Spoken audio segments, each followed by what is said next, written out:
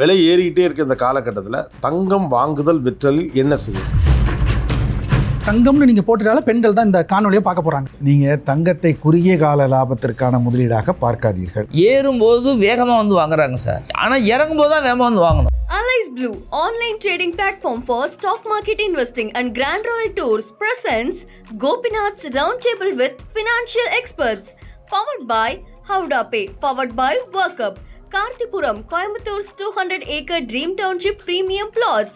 Arabian Garden Seafood Restaurant. Dr. Srivarma Oil Tarum Ayurveda. Social Eagle AN Digital Marketing Academy, Tamil Nadu's #1 trusted learning platform. Naturals, world's fastest growing saloon chain. Air Fiber Wi-Fi. ஃபிசிக்கலாக இருக்கப்ப இருக்க நம்பிக்கை பாண்டாக இருக்கப்ப இன்னும் வரலைன்னு நினைக்கிறீங்களா? என் வீட்டில் நான் எப்போவுமே பீரை திறந்தா அதை பார்த்துட்றேன். ஒரு பொருளாக கையில் தொட்டு அப்படி அனுபவிச்சிடுறேன். ETF பார்க்கும்போது ஒரு பெண்ணோ இப்போ காலேஜ் படிக்கிற பொண்ணோ அல்லது பையனோ அப்படி பார்ப்பாங்க. ப்ராஃபிட் மட்டும் தெரியும். ப்ராஃபிட் நான் பார்ஷலாக புக் பண்ண முடியும். ETFல நான் போட்டது 10,000, இப்போ 20,000 ஆயிடுச்சு. என் கேபிட்டல் வச்சுட்டு 10,000 கட் பண்ணிட முடியும். இதில் கட் பண்ண முடியாது. ETF is the best sir. ஆனால் நீங்கள் சொன்ன மாதிரி ஃபிசிக்கலில் காயினாக வாங்கலாமா இதாக வாங்கலாமா, அதில் 2 ட்ரிக் இருக்குது. இப்போ நகையில் காயின் வாங்குறது லாபமா, ஆபரணமாக வாங்குவது லாபமா? அது இன்வெஸ்ட்மெண்ட் அப்படின்னு சொன்னால் இன்வெஸ்ட்மெண்ட் காயின் தான். நம்ம முதல்ல நம்ம மைண்ட் செட்டு நம்ம இன்வெஸ்டரா ட்ரேடரா அப்படிங்கிறது. ட்ரேடர்னா கவலையில் இறங்கினாலும் பயப்பட மாட்டாங்க, மறுபடியும் வாங்குவாங்க, ஏறினாலும் பயப்பட மாட்டாங்க. நம்ம இன்வெஸ்டர் தான் முக்கால்வாசி பேர். அதுவும் காமன். நம்ம நடுத்தர மக்கள்லாம் முக்கால்வாசி இன்வெஸ்டிங் தான். நம்மளால டெய்லி பணம் ஏறிச்சா இறங்கிச்சாலாம் பார்க்க நம்மளுக்கு நேரமும் கிடையாது. 24 கேரட் இஸ் ஐடியலா இல்லை 22 கேரட் இஸ் ஐடியல்? அது காயினாவோ தங்கமாவோ வாங்கினா 3% GST. நீங்கள் அதில் கூலி சேதாரம் தான் இல்லையே தவிர ஜிஎஸ்டி வந்துடும். GST இருக்குது. ETF-ஆக வாங்கினா GST கிடையாது. ETF-ல வந்து brokerage தான் இருக்குது. brokerage is less than 0.5%. நான் தொழிலுக்கு வரும்போது கிராம் 60 ரூபா சார், இன்னைக்கு 15,000 ரூபா. இதுக்குள்ளார எவ்வளவோ ஏற்ற இறக்கம்லாம் நான் பார்த்துருக்கேன். ஆனால் ஏறித்தான் இருக்குது. அதாவது ஏறி இறங்கி ஏறிடும். ஏறி இறங்கி ஆனா தங்கத்தை விடவே முடியாதுங்கிற பதட்டம் இருக்கிறதுக்கான டயலாக் ஏறி இறங்கி ஏறிடும்.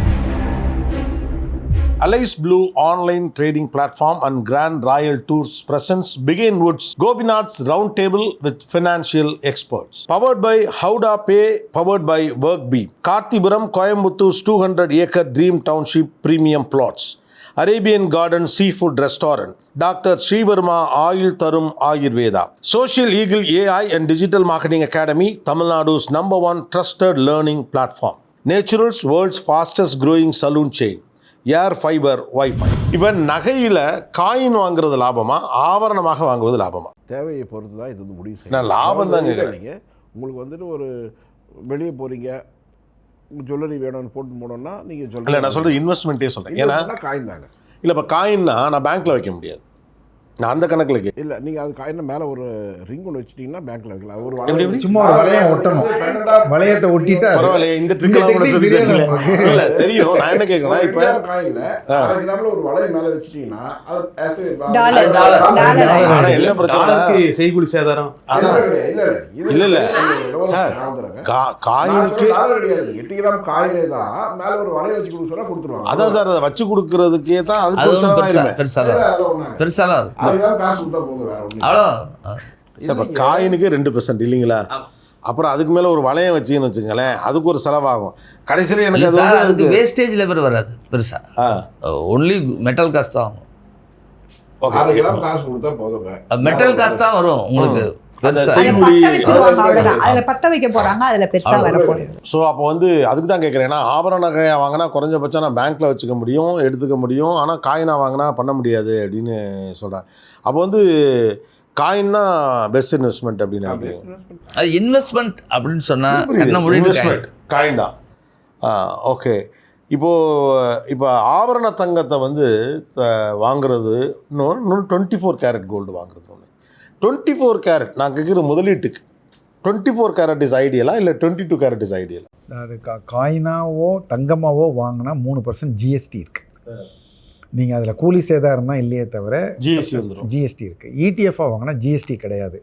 ETF-ல வந்து brokerage தான் இருக்குது. brokerage is less than 0.5%. Okay, அதில் ஹிடன் சார்ஜஸ் எதுவும் இல்லையா? வேறு எதுவும் கிடையாது. நீங்கள் வந்து இன்னைக்கு விற்றா இது கிட்டத்தட்ட மேலே கொக்கி போகிற மாதிரியே இருக்குது. வேறு எதுவும் ஹிடன் சார்ஜஸ் இல்ல, இல்லையா? இல்ல சார், இல்ல சார். ஹிடன் சார்ஜ் சார்ஜஸ் இல்லை. ETF டிரான்ஸ்பரண்ட் ப்ரைஸு, அந்த ப்ரைஸில் வாங்குறீங்க, அந்த ப்ரைஸில் விற்கிறீங்க. ரெண்டாவது இன்னைக்கு ETF வந்து பேங்க்ல பிளச் பண்ணி பணமாகவும் வாங்கிக்க முடியும், லோனாகவும் நீங்கள் எடுத்துக்க முடியும். ஸோ அந்த பர்பஸ் அது நீங்கள் அதை ஸ்டோர் பண்ணுறது, பயப்படுறது அதெல்லாம் கிடையாது. ஆனால் உங்களுடைய புரிதல்லேருந்து ஃபிசிக்கலாக இருக்க நம்பிக்கை பாண்டாக இருக்கப்ப இன்னும் வரலைன்னு நினைக்கிறீங்களா? ETF-ஆக இருக்கப்ப சார், நான் சொல்ல சாமானிய மக்கள் மக்களை தான் என் வீட்டில் நான் எப்போவுமே பீரோ திறந்தா அதை பார்த்துட்றேன். ஒரு பொருளாக கையில் தொட்டு அப்படி அனுபவிச்சிடுறேன்.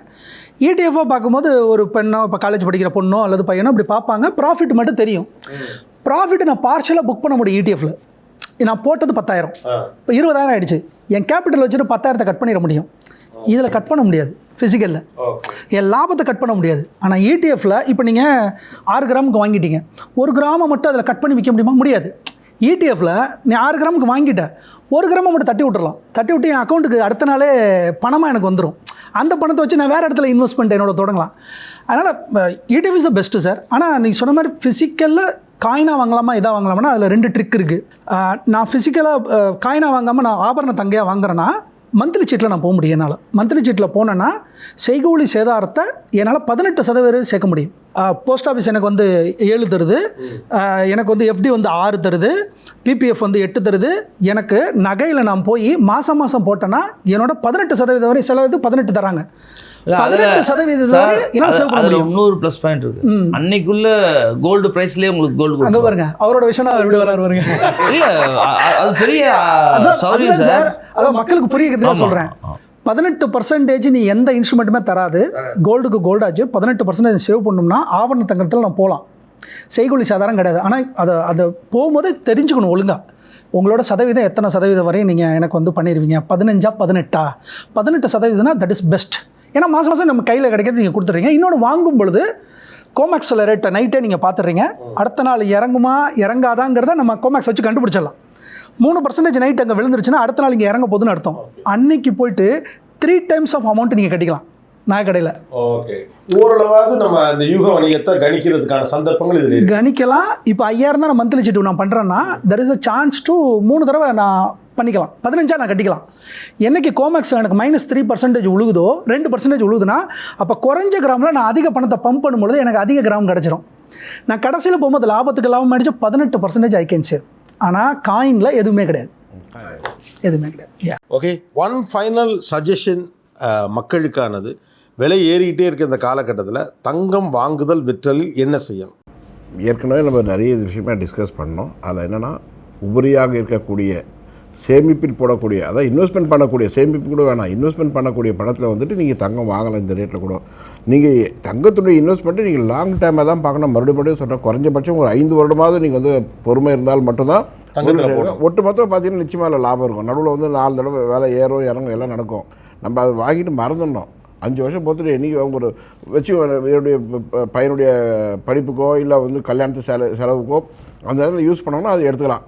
மற்றபடி லாங் டேர்முக்கு கோல்ட் இஸ் பெஸ்ட். தங்கத்தை வந்து லாங் டேர்ம் இன்வெஸ்ட்மெண்ட்டாகவே எப்போதும் கண்டிப்பாக பார்க்கணும். அதில் தான் பார்க்கணும். இப்போ தங்கத்தை பொறுத்த வரைக்கும் ஒரு வழக்காகவே ஒன்று என்ன சொல்லுவாங்க அப்படின்னா, அது ஏறும் இறங்கும், ஆனால் என்றைக்கும் நீ வாங்கினதை விட இறங்கிறாது அப்படிம்பாங்க. ஆமாம், இது நடைமுறையில் உண்மைதானா? நான் தொழிலுக்கு வரும்போது கிராம் 60 ரூபா சார், இன்றைக்கி 15,000 ரூபா. இதுக்குள்ளார எவ்வளவோ ஏற்ற இறக்கம்லாம் நான் பார்த்துருக்கேன். ஆனால் ஏறித்தான் இருக்குது. அதாவது ஏறி இறங்கி ஏறிடும்.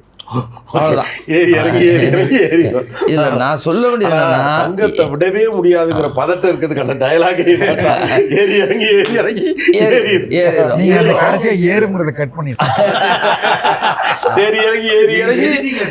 ஏறிடும். அது போக இப்போ நான் சொல்ல வர்றது என்னன்னா, இறங்கும் போதெல்லாம் வாங்கணும். ஆமாம், மக்கள் வந்து இறங்கும் போது வாங்க மாட்டேங்கிறாங்க. அப்போ இறங்கும்போது வாங்கினா ஏறும்போது வித்துறணும்ல. அது வேணும்னா விற்றுக்கலாம் சார். அது சார், நீங்கள் இன்வெஸ்ட் பண்ணும்போது ஏறும்போது வேகமாக வந்து வாங்குறாங்க சார் சொன்னார்ல, அந்த மாதிரி தான். ஆனால் இறங்கும்போது தான் வேகமாக வந்து வாங்கணும். இறங்கும்போது தான் வாங்கணும், ஏறும்போது நிதானமாக இருக்கும். ஆனால் மக்கள் வந்து உல்டா பண்ணுறாங்க. Okay, yes sir, one suggestion. நீங்கள் தங்கத்தை குறுகிய கால லாபத்திற்கான முதலீடாக பார்க்காதீர்கள். தங்கம் வந்து உங்களுடைய முதலீடுகளின் மொத்த அசட்டில் ஒரு பகுதியாக வர வேண்டிய நிலைக்கு மாறிவிட்டது. வந்து இப்போ அப்பப்போ செய்தி பார்க்காதீர்கள், அப்பப்போ விலை மாற்றங்களுக்காக பயப்படாதீர்கள். ஒரு அளவு பணத்தை எடுத்து வைத்து ஓரளவு தங்கத்தை வாங்கி கொண்டு இருங்கள். அது நகையாகவோ முதலீடாகவோ எப்படி இருந்தாலும் உங்களுக்கு ஒரு பலன் கொடுக்கும். ஏறாவிட்டாலும் பணம் பத்திரமா இருக்கும். ஓகே. சார் நான் இன்றைக்கி வரும்போது என்னோட ஓலா டிரைவர் தெரிஞ்சவர் தான். அவர் பேசிட்டு வரும்போது கேட்டார், மேடம் நான் என்ன பண்ணுறது, தங்கம் வாங்கலாமா அப்படின்னு. அவருக்கு சொன்னது தான், நம்ம வந்து முதல்ல நம்ம மைண்ட் செட்டு நம்ம இன்வெஸ்டரா ட்ரேடரா அப்படிங்கிறது. ட்ரேடர்னா கவலையில் இறங்கினாலும் பயப்பட மாட்டாங்க, மறுபடியும் வாங்குவாங்க, ஏறினாலும் பயப்பட மாட்டாங்க.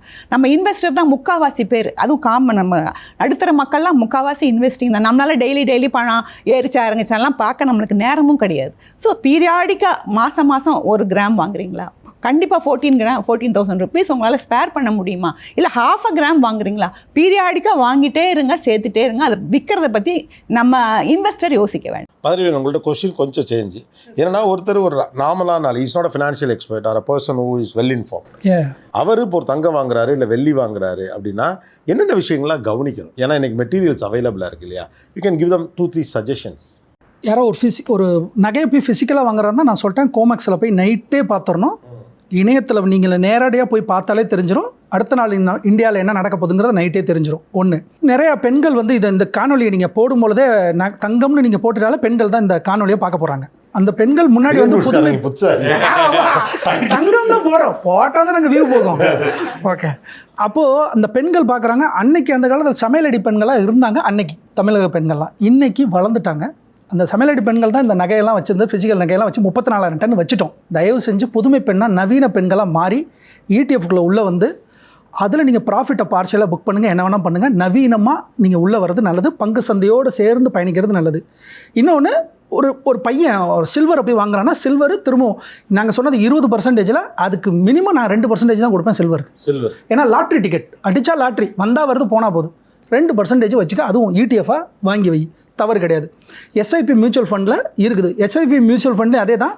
எக்ஸ்பென்ஸ் ரேஷியோ எங்கே கம்மியாக இருக்கோ வருஷத்துக்கு நான் கொடுக்குற எக்ஸ்பென்ஸ், இந்த ஃபண்ட் மேனேஜருக்கு நான் எக்ஸ்பென்ஸ் ரேஷியோ கொடுப்பேன். அப்போது மியூச்சுவல் ஃபண்டில் பார்க்கும்போது எக்ஸ்பென்ஸ் ரேஷியோ பார்க்குறேன், ETF-ல பார்க்கும்போது எக்ஸ்பென்ஸ் ரேஷியோ பார்க்குறேன். அடுத்து நகைக்கடையில் பார்க்கும்பொழுது அந்த 12 மாதத்தில் யார் எனக்கு அதிக செய்கூலி சேதாரத்தை கட் பண்ணுறாங்களோ அவங்கள்ட்ட போய் வரவு வைக்கிறது சிறப்பானது ஒன்று.